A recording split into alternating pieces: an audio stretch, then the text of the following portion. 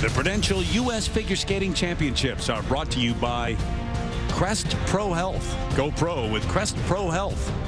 By Smuckers. With a name like Smuckers, it has to be good. And by Prudential, proud sponsor of U.S. Figure Skating. Bring your challenges. And a reminder, follow the championships on social media using hashtag USChamps16. Images of past champions throughout the week. Jenny Mino, Todd Sand, that was. They were great champs. They're now coaches. That final group, moments before taking the ice for the warm-up. You talk to any skater, they say this is the most nerve-wracking time of all. Check out the standings after the short. Kane and O'Shea, Semeka, Canarum, that'll be great. Castelli and Tran, they've got a lot of experience. And Aaron and Settlage, Madeline Aaron's brother, leading the way for the men, Max Aaron. And the skate order, Aaron, Settlage, Castelli, Tran, then Semeka, Canarum, and Kane and O'Shea back to back. That always comes into play, waiting around. You're the final team to take the ice, and some nerves with that as well. All right, guys, going to check out the technical content for this free skate for Semeka and Canarum and the base value for each element, including the highlight element, the quad twist. Gets the most points. They did it at the Nationals last year, over 9 points. We're going to have, for the first time, a version of this in the upper left-hand corner of the screen. Each element as it's performed and the number that's given from the judges. And at the bottom, we'll have a series of dots representing the elements. If any of those are in yellow, it means the judges are going to take another look. So you get a running tab on the technical side, at least, and you can compare. Terry, you do not want to see yellow. You don't. they might downgrade it. All right, so Semeka and Canarum, the defending champs, but now having to come from behind. The split is only a little bit more than 2 points, 2.26, which they can make up easily, but they're going to have to be awfully good. It's just interesting watching them. We're perched up here right by the ice entrance, and Alexa and Chris so nervous, so tense about to take the ice. And there, Tara and Danny are dancing with their coach. It's very different between these two teams.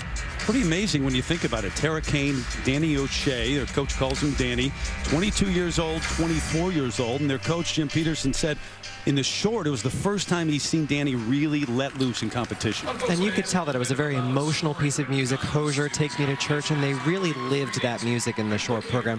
All the elements were performed well, but going into this free program, Semeka Canarum have a slight advantage on the base value of their technical elements, but it is slight. So this competition is really going to come down to grade of execution. How well the elements are executed. Being nearly perfect in the free skate.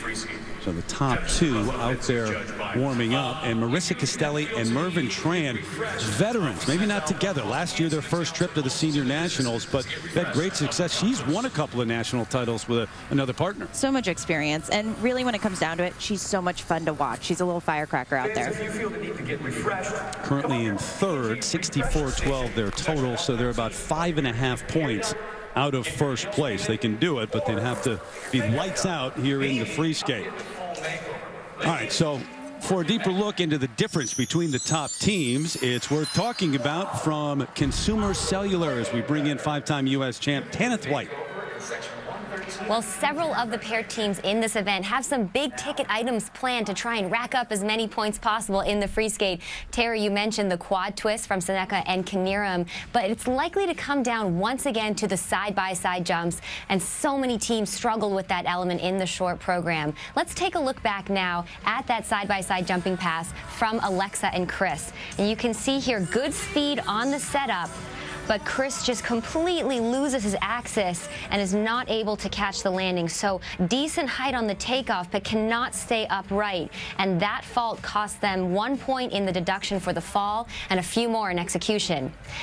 Now let's compare this now with the current leaders, Tara Kane and Danny O'Shea. Same jump, a little fight on the landing from Tara, but still a far better execution than what we just saw from the defending champions. And in this one element alone, they were able to gain just about a 2-point lead over their rivals. So that really is the difference in the standings at this point. Now in the free skate, both teams are planning the exact same jumping pass we just saw. However, Alexa and Chris are also planning planning a slightly more difficult second jumping pass with the triple toe, double toe combination, something they haven't done all season, but they're going to need to stay on their feet in the free skate if they want a little taste of redemption.